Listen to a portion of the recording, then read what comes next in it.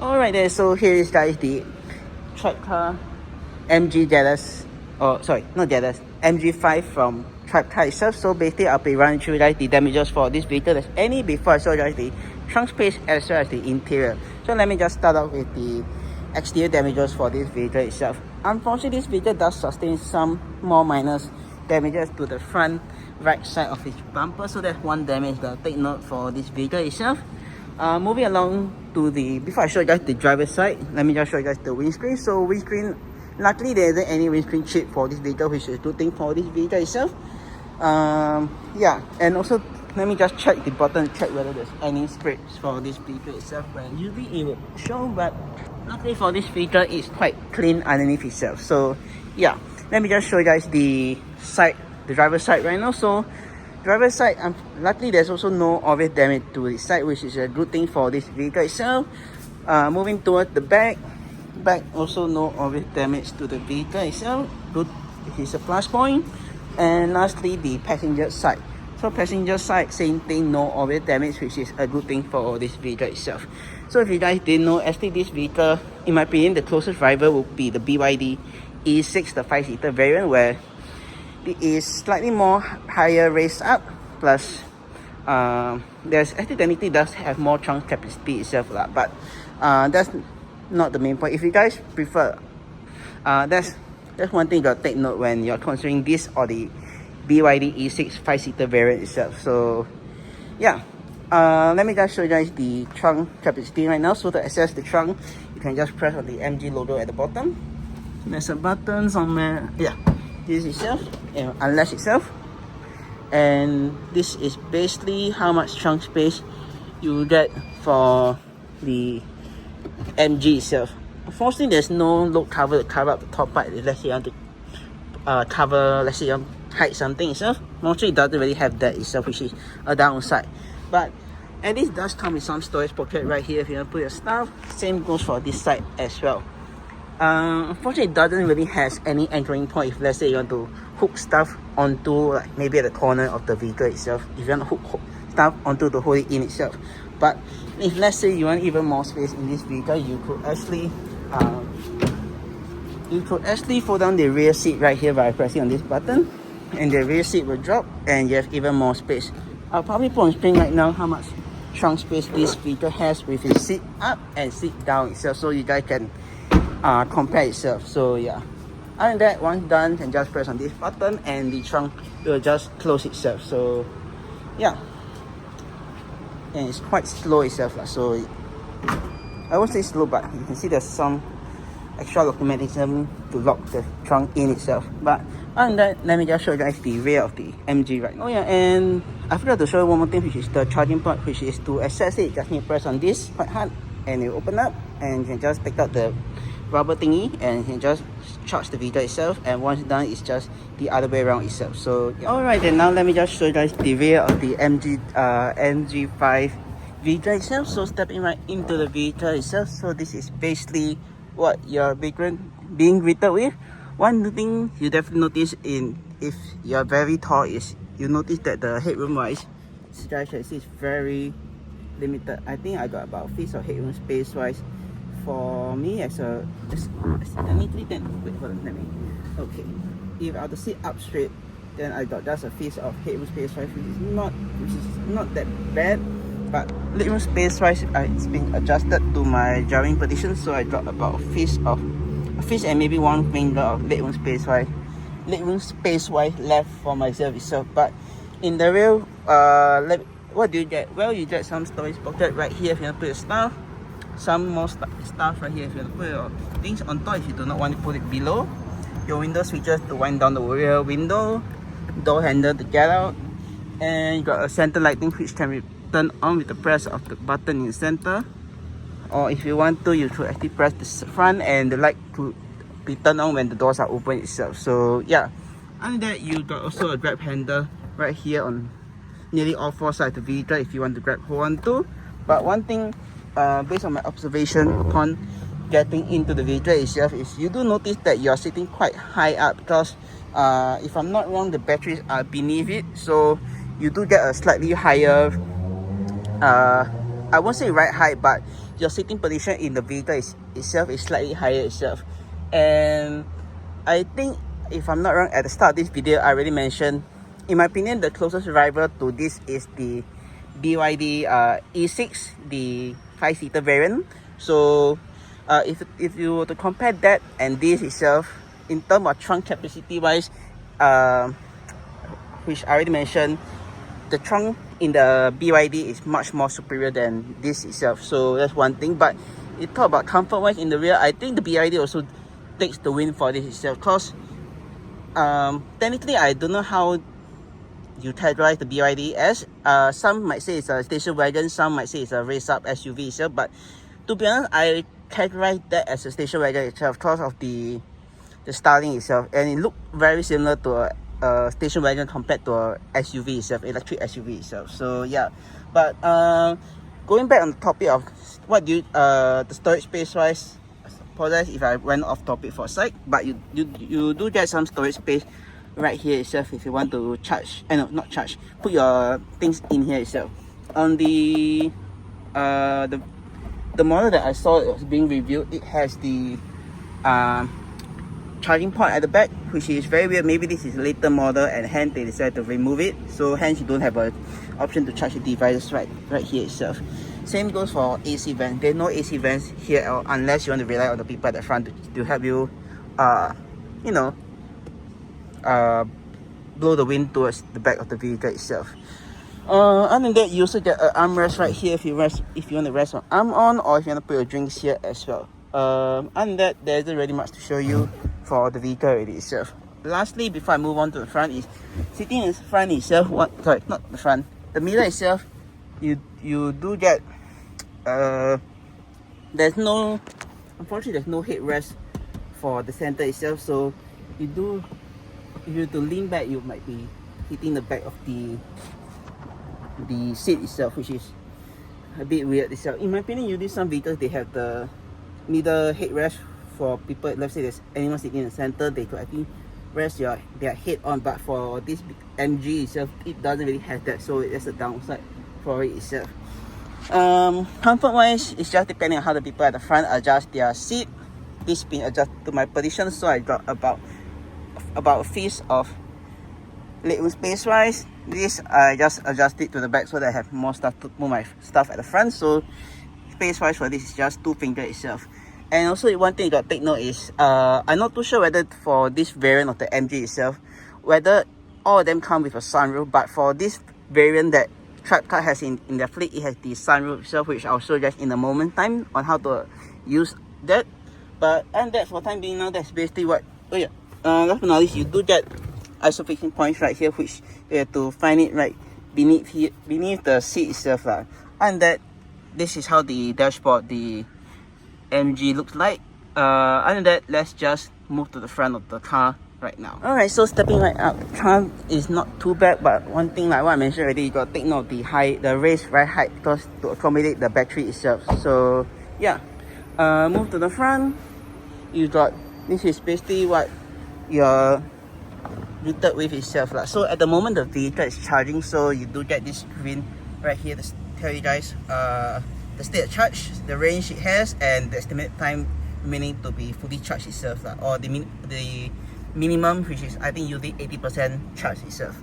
Alright, for the front, what do you have? Well, you get a very nice dashboard. I can't remember whether this is, I know the wheel itself, the wheel itself is very similar to the MG ZS from get-go itself, which is the pre-facelift variant. So if you guys didn't know already, this vehicle is actually, at the time when this was out, the pre-facelift ZS was also out at that time. So hence the steering wheel, you see some familiarity itself. Same for the infotainment, which I'll show you guys later on as well. So yeah, but speaking of storage space wise for the vehicle itself, what do you have? Well, you got you got a decent sized storage space right here. As you guys can see, someone managed to put their reusable bag inside here, and maybe if you throw more stuff in, you could probably put more stuff inside this vehicle itself. If let's say that was not an option, you could actually throw it to the side right there, or if you ask the driver nicely, you actually could throw some stuff on the driver's side itself as well. Moving along, you got, unfortunately there's not a really decent storage space right here itself, so you got to ignore that. But it got a small storage space right here, and if you want to hide stuff or hide narrow stuff in general, you got basically a storage pocket right here itself. Got one right here, and on the passenger side also. One thing I got to touch on is basically for the driver's area where we usually put where the accelerator and brake is. I'm thankful that TribeCar didn't put the OBD port right here itself or anywhere in this area itself, because it's very, I don't know, something about the driver's area where you put your legs in is very, there isn't really much space to move your leg around, which is a downside for this vehicle itself, compared to the BYD, which is much more better itself lah. Other than that, let's move on to the next part, which is you got two cup holders right here. You got a big one right here if you got wider drinks, and you got this narrow one right here, which is perfect for mineral water bottle itself. So yeah, moving along, you got another small storage space to put your stuff in if you want to. And last but not least, you got your pot right here if you want to throw some stuff. You can also throw some stuff here as well. So yeah, I'll touch more on that in a few moments time. But right here you got the vehicle gear selector, so as well as the vehicle's driving dynamic, as well as the regenerative braking function, which is also in short, or MG is called CURS itself. So yeah, basically for the gear selector, it's very simple as it's the same function as the pre-facelifted MG ZS EV, which I already reviewed. So to select to drive or any of the other gears, drive is just twist it all the way to the right, reverse all the way to the left, and neutral is just either direction depending on the gear you're in. And last but not least, park, which is just press right on top here lah. So yeah, alright, next side we got the various driving mode, which is right here. So basically this just toggle up or toggle down. So in standard, this vehicle is in the normal mode. Then you got the eco mode, and you got sports mode, which I'll show you guys later on when the vehicle is turned on. And last but not least, you got CURS, which is the same thing as on the MG. So the ZS EV, the pre-facelift and non-facelift. So you'll basically see the regen level right here on the screen later on, which same thing I'll show you guys as well.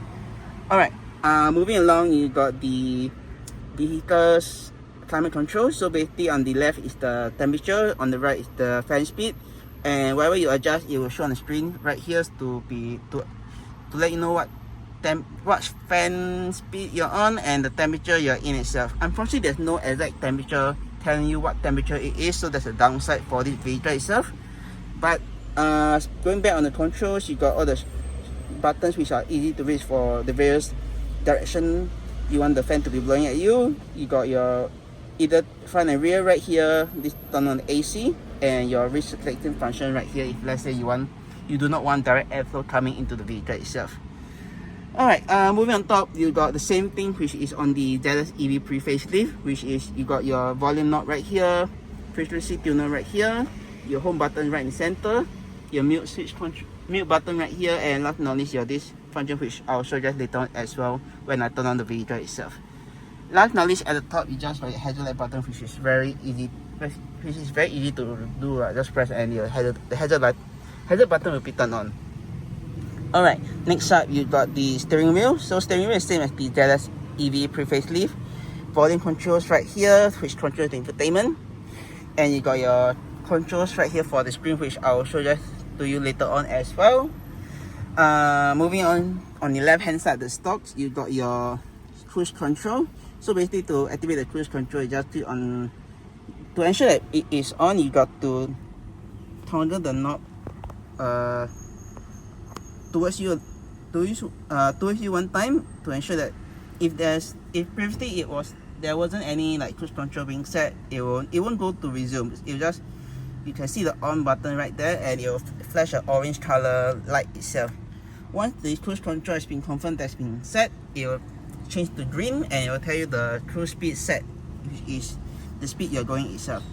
To increase the speed, just up or down, and cancel, just push forward one time, and off is all the way back itself to fully turn off the cruise control function itself. Also, one thing you should take note for this vehicle is it does not have the adaptive cruise control. So whatever speed you're going is what the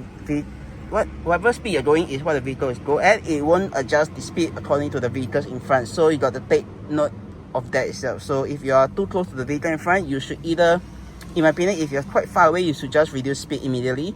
But if it's the last moment, then I'll just either deactivate the cruise control by pressing the brake itself. Like, it will just shut off the cruise control itself, and you'll be taking control of the vehicle again and adjusting speed, whatever speed that you want. To resume it, just same thing, just go all the way down and you'll resume the cruise control. Alright, last but not least, you got your, moving on, you got your indicators right here, up or down, fog light right here, the inner knob, and the main switch right here, which is the outer knob itself, and you can twist it all the way down to adjust the position itself. On the other side, you got the wiper control stalk, so basically all the way up to adjust the front wipers and all the way down to stop it. And the inner one, the outer one right here is for the rear wipers, which you can just twist it to turn on and turn off itself. Alright, moving along, you got your adjusting mirrors right here, so just twist this to the left or to the right. Then you can just twist up, down, left, right to adjust the glass right there itself. And all the way down to fold in the mirrors if let's say you want to fold in manually itself. When the vehicle is, let's say the vehicle is on and you want to fold it in manually itself, you can just twist it all the way down itself. And you got your headlight dimming switch right here and your start stop button to turn on the vehicle right here itself. Right down below, further down, you got your hood release for the front of the vehicle, and you have this button right here to open up the trunk itself. So if I have to press that, you can see the trunk open up. The trunk right now is now open. Let's see whether it can close it with the button itself. So I have to press this again. Yep, it does that. So that's quite cool. And the trunk now closes itself. So yeah, that's that. Alright, last but not least, you got your window switches for the 4 windows right here, and to prevent people from winding down the windows. Lock unlock function for the car doors, as well as the charging port. If let's say the charging port does not want to be open, you can just press unlock and you're able to open the charging port for the vehicle itself. And lastly, this is just your door handle. So yeah. Alright, moving on, you got your sun visor right here with a very nice mirror. This also can be swiveled out to block the sun coming from this direction or the other direction. Let's say it's for the passenger side itself. So yeah, just like that. And also have the very nice mirror itself. Lastly, you also got a sunglasses holder right here if you want to put your stuff, but if not, you could actually throw some rubbish, maybe a few receipt right here if you want to itself. You also got a light which can be turned on either side by pressing the button, or let's say the doors are open right now, I can just press this, and this in the rear will be turned on, which I mentioned just now when I'm sitting in the back itself. So yeah, and you also got a panoramic sunroof, which is a very small one. If you do not want to open up the glass right here, you can just use the slide to open or close it itself. To open up this, you can just pull this, which I'll show you guys later on as well when the vehicle turns on itself.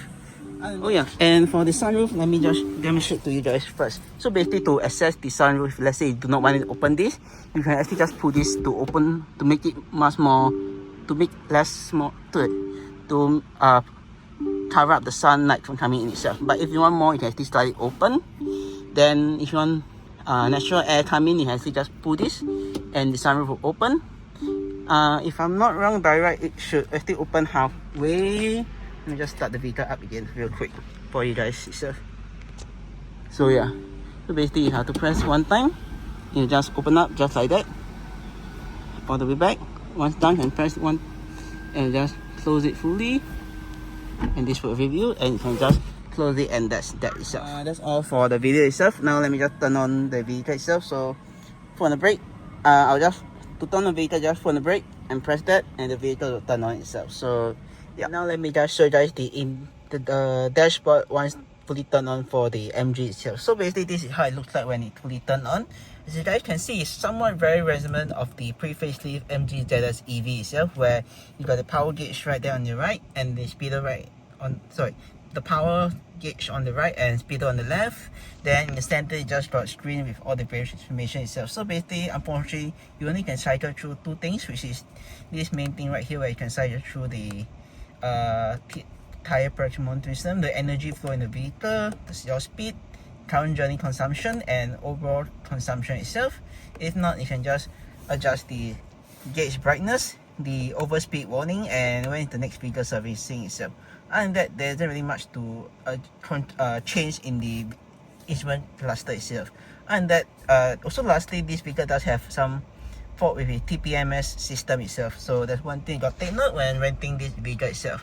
Also another thing you got to take note is this vehicle does come with Android Auto and Apple CarPlay, and it can be connected through this button, this USB Type A port right here itself. Or if you want to, you can actually use the 12-volt socket outlet to charge your devices via this port right here or this port right here itself. So yeah, and that's basically that itself lah.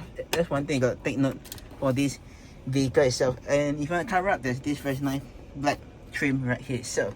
So yeah, I think that's probably it for the vehicle itself. If you want to know more about the infotainment itself, it is, to be honest, in my opinion, it's just the same as the Jealous EV itself. So if you want to check out or learn more about this generation of infotainment, you can check out my MG Jealous EV review itself. So yeah, and that's basically it for this video itself. If you guys enjoyed the video, oh yeah, and if anyone's wondering how the key looks like, this is how the key looks like for the Jealous EV itself. If I would guess, it is very similar to the Jealous EV pre-facelift from get-go, where you got the lock unlock function and the trunk finish button itself. So this is technically another way to open up the trunk itself. So yeah, but the weirdest part is, what does it need this key for? Maybe it's for the outside, but at the same time I also can't figure out why do you need that key thing to turn on the vehicle itself. But oh well, that's all I say for this video.